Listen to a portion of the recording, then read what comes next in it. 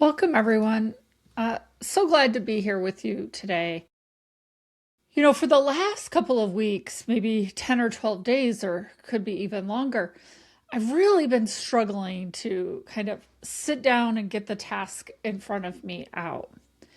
I also have been watching a lot of really great documentaries, and it got my brain thinking, why am I so burnt out? And then that got me thinking about all the things and the myths around burnout. Mostly, we're not burned out because we're weak or lazy, but often we're burned out because we've been carrying things that were never ours to carry in the first place. And that is what I really want to sit with for a second with you. Because if you're the person who always shows up, the one people rely on, call when there's a crisis, you're the one who holds it together when everything else feels like it's falling apart, then there's a good chance you're not just tired. It's that you're over carrying. If you're the calm one in every room, if you're the one who's expected to be regulated, then you might be the one who's most overwhelmed. If you're the reliable one, that does not mean you're supported. And today, that's what I want to talk about. Not burnout as we usually talk about it, not take a day off burnout, not drink more water and go for a walk burnout. I want to talk about the kind of burnout that comes from holding too much for too long in systems that, frankly, were never designed to support us. We've been taught to think about burnout as a workload problem. We have too many emails, too many meetings, too many responsibilities. And yes, sometimes that's true. Yes, and. But I'm just going to tell you right now, I don't have any of those things, and I'm still feeling exhausted. In my work with leaders, with organizations, with systems across the country, what I see over and over and over is this: burnout is not just about doing too much, it's about holding too much, holding tension, holding emotion, holding responsibility that was never clearly defined, holding other people's stress, fear, grief, and urgency, and not even making space for our own. And frankly, we're also doing it quietly.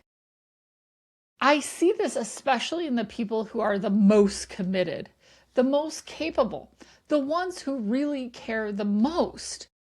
They're not disengaged, they're just overextended in ways that no one is naming. And I'll say something that might feel uncomfortable, but is super important to me. Sometimes what we're calling burnout is actually misplaced responsibility. And so for me, this is not just theoretical, this is personal, right?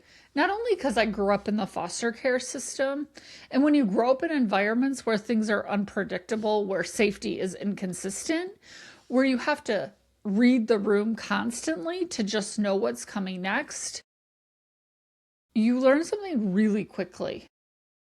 You learn how to carry things that aren't yours.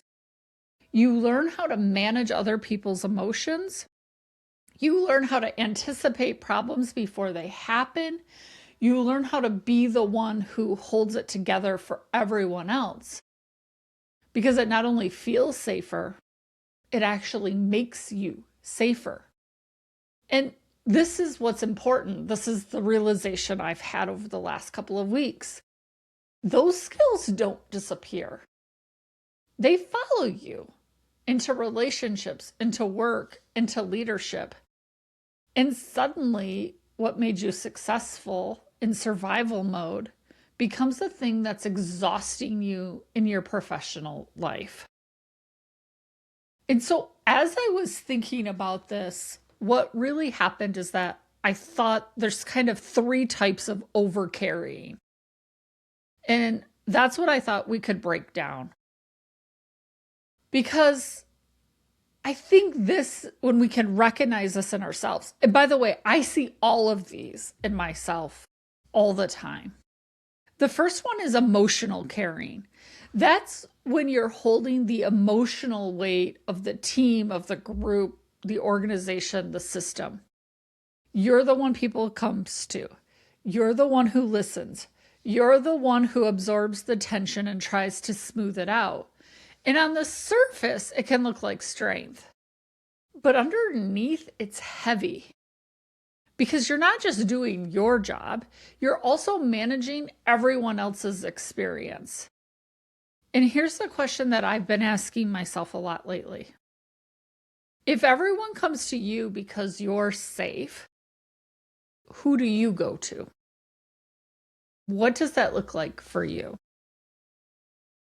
Then there's this other type of caring. It's decision caring. And this shows up oftentimes when there's something that's unclear. We don't have clarity in a situation. So when expectations are vague, let's do more. When leadership is inconsistent, when priorities are shifting constantly. And then what happens? Well, the most capable people step up and say, how can I help fill the gaps? We make the decisions. We hold the responsibility. And not because we're asked to, but because someone has to. And over time, that becomes exhausting. I often say, my husband, who does lots of the cooking in our house, will say, what do you want for dinner? And sometimes I just look at him and say, I don't care as long as you make the decision. I started realizing that that was showing up for me more and more. I just didn't want to make one more decision because my brain just feels completely taxed. And the third one, and perhaps maybe the deepest one, is identity carrying. This is when your identity becomes tied to being the strong one, the dependable one, the fixer, the one who has all the answers or who can handle anything. And it gets reinforced because people praise you for it. They rely on you for it. They expect it from you. But what they don't see is the cost. Because when your identity is built around carrying everything, we often stop asking for help. We stop setting limits, and we stop noticing when it's too much because it can never be too much. We can't allow it to be too much. And it takes its toll on us. So I'm thinking about all of this and I thought, well, let me just jump on and let's talk about it here. But what do we do about it? And I think most of you who know me or who have known me for a long time know, okay, we can name it, we can identify it, but what are we going to do about it? So I put together these kind of short little scripts that I've been thinking about. And frankly, they've just been written on little pieces of paper around my house. Because we know that awareness is important, but language is what changes behavior. So I wanted to come up with these things that I could begin saying to myself to help pull me out of this and to stop some of these patterns that I found myself in. So when someone brings you everything, one of the things I've been thinking about in my language is, I want to support you. And I also want to make sure we're building capacity. What's the first thing you could do? It's this idea because as a consultant, clients come to me and yes, I want to help them solve their problems. That's the whole value in an outside consultant. But also, if I can't help them sustain it internally, it's going to fail. So yes, I want to help you with that, but what's your commitment in this work as well? When I'm at capacity, I'm thinking about, great, I can't do that right now without something else shifting. So let's prioritize what's most important, right? Like I just can't do one more thing. So what is our game plan? What can we do right now? And this came up for me in just talking with my daughter, who was in the midst of writing a thesis and working on finals, and was like, okay, Let's talk about what's first. What can we do right now? What's the most important thing to take off the plate? And then when I'm holding too much emotionally, right? I'm noticing I'm holding a lot. I need to pause. Can I have 24 hours? Can I have 5 minutes so I can really respond accurately to this? And then when I need to reset team dynamics, I've realized I've been stepping in too quickly. I want to shift how we solve problems together, right?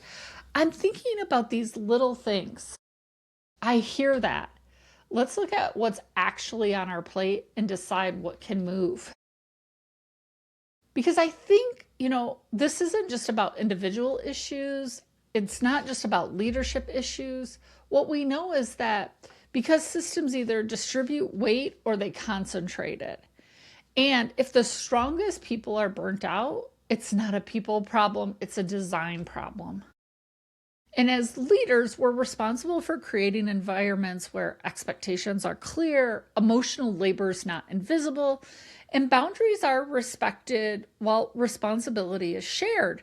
And that's whether you work at a team, whether you're a parent, in your own family, like whatever's happening.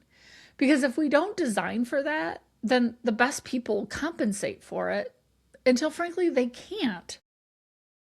I've been reading a lot of articles about how people are just cutting off family even. And, something that always resonates with me because, of course, of the way that I grew up.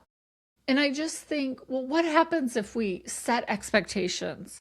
If boundaries were respected, like where are the conversations about this and all the crannies of our lives and all the dark closets that we have?